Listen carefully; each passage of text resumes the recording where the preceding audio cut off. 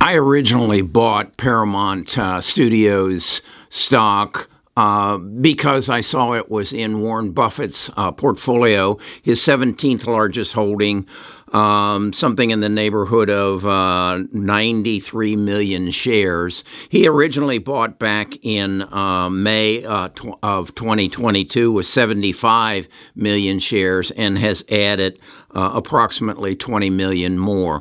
Then yesterday it dropped some 20%, and then another 2-3% today. I think totally in the last 2 days it's down actually about 30%. So why did I double down? Why did I buy more? Well, I think it's because Warren and I have an understanding that maybe you don't do, I want to go into the particulars and what I think actually happened and how maybe Warren was even involved in it and why this might be a good opportunity. I don't know. It's a bet. It's a bet on Warren Buffett. It's a bet on my knowledge of Paramount and my putting the puzzles together and connecting the dots. So in this video, I want to go through it. It's going to give you some insight as to how I look at the stock market, how I try to fit things together to make decisions. So let's first of all get out of the way that this is not financial advice, it's financial education, and it's my effort to educate you how to make some good investment decisions. After all, I am a retired financial advisor. I have a CFP, a CHSC, and a CLU. I've almost been in this business as long as Warren Buffett has. We'll get right to it. Best of Us Investors presents Kerry Griegmeyer.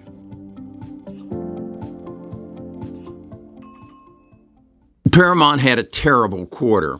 I kind of look at this, and as I watch what's happening over the last couple of days, I keep getting a flashback to Facebook, to Meta Properties, because I see that they took a tremendous hit. And I think as I look at that, I say, this is what Paramount is doing. They're saying, we've got to readjust our business. We are in a changing world. It's no longer TV and movies. It's also this streaming. We've got artificial intelligence coming in. We've got a writer's strike that's coming in. Good luck, writers. And we had a bad quarter, so let's take the hit right now and reduce our dividend. They were paying a 24-cent dividend.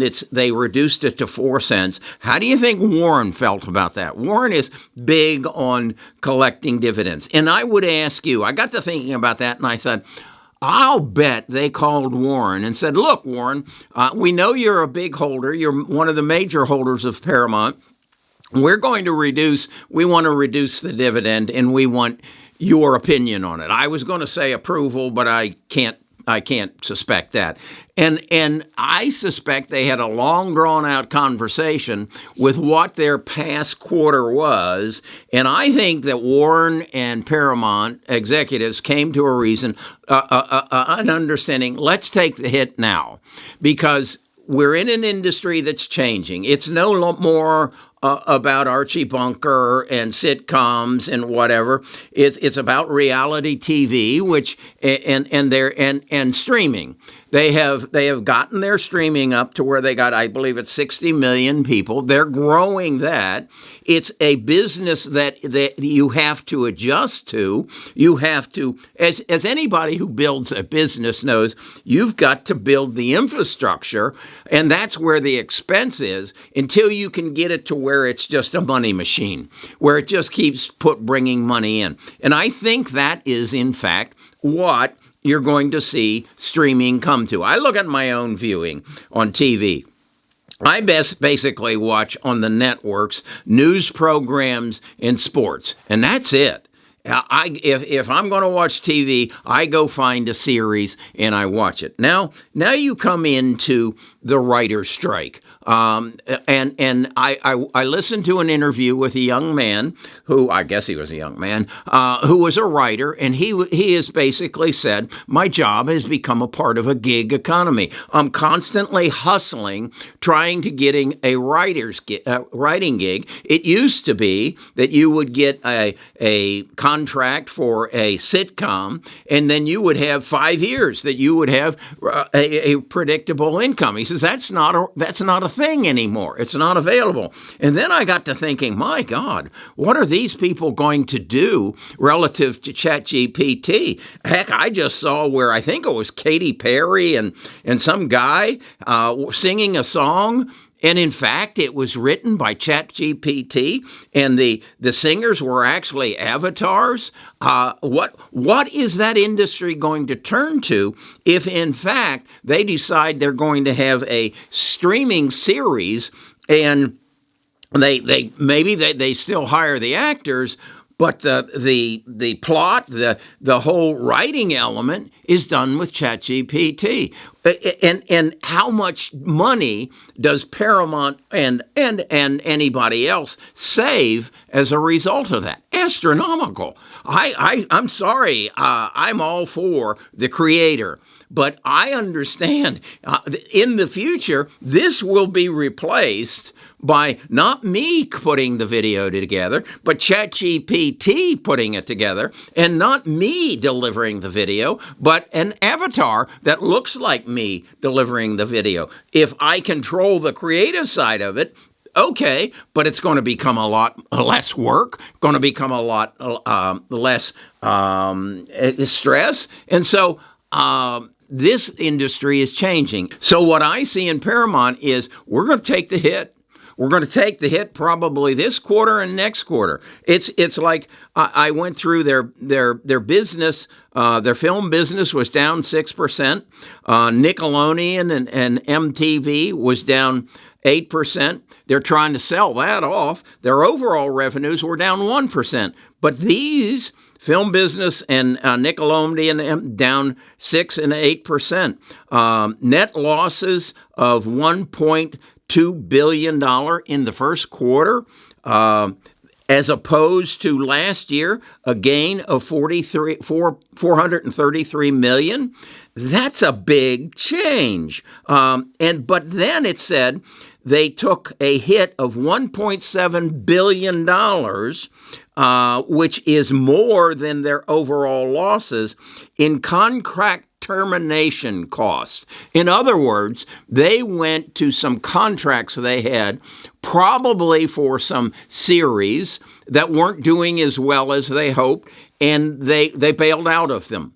And maybe it was some reporters, and maybe it was some key personnel that they said, goodbye. We're taking a $1.7 billion hit this quarter, which is greater than their overall loss of $1.12 billion for the quarter. So that's where they got hit. Then I read on in their report that they're trying to sell Simon & Schuster, the publishing company. They had sold it for roughly, I believe it was $2.75 billion to another publisher, but the government came in and said you can't sell it to them because that would create a monopoly. So they're going to sell that. They're also selling KKR, which is an investment company, and they're selling BET Media Group. So here you have a company that is just saying we're going down to the bare minimum. We're going to create a money machine. We're going to do our news. We'll still do 60 Minutes and we'll do Sunday Morning and our news. And then we're going to profit off this huge contract that we signed last year with the NFL that's going to give us rights not only to the AFC, but also the NFC. And we'll have double headers. And we're going to become a news and sports channel. And then we're going to build up this Paramount Plus. And they're consolidating that. They said that they're bringing Showtime in under the same umbrella. And then they're going to take ChatGPT and artificial intelligence and say goodbye to the writers and maybe even the actors. I don't know. Maybe we're going to be watching avatars in the future rather than actors. I certainly hope not. But maybe that's what's going. In other words, the business is changing. And they're adapting. And they're adapting quickly, and they said, we're going to take the hit. So what did the market do? Punished them. I mean, they're down 30% in 2 days. Okay, is that a buying opportunity or is that a bailout? I think it's a buying opportunity. And again, this dividend thing, there is no way on this earth that they drop their dividend from 24 cents to 4 cents without talking to Warren first. I mean, no. So I'm believing that Warren's on board with this. I won't know that until tomorrow.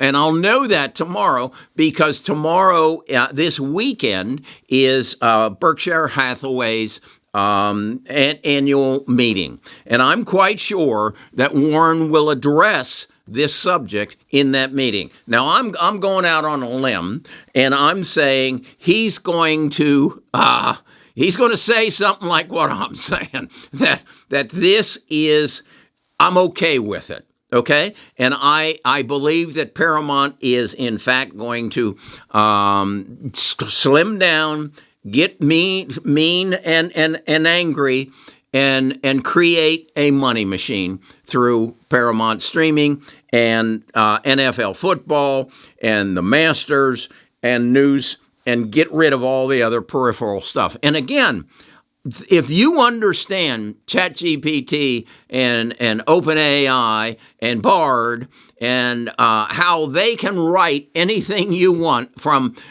a poem to a song to a series, this is going to change this industry, maybe bigger than any other industry that you and I talk about. I think it's important that you get an understanding of Paramount. So I'm going to republish the video that I did, this one, where it's Breakfast with Warren Buffett, Part 3, where I speak directly to what Paramount's all about. So this video is going to come out at 7 a.m. on Saturday morning, and then I'm going to republish the Warren Buffett Part 3 video at 7:15. So they're going to both come out because I think you need to, if you want to go this route, you need to have a clear understanding of what Paramount's all about. Now, you're going to have the advantage also that there's going to be a lot of news Saturday and Sunday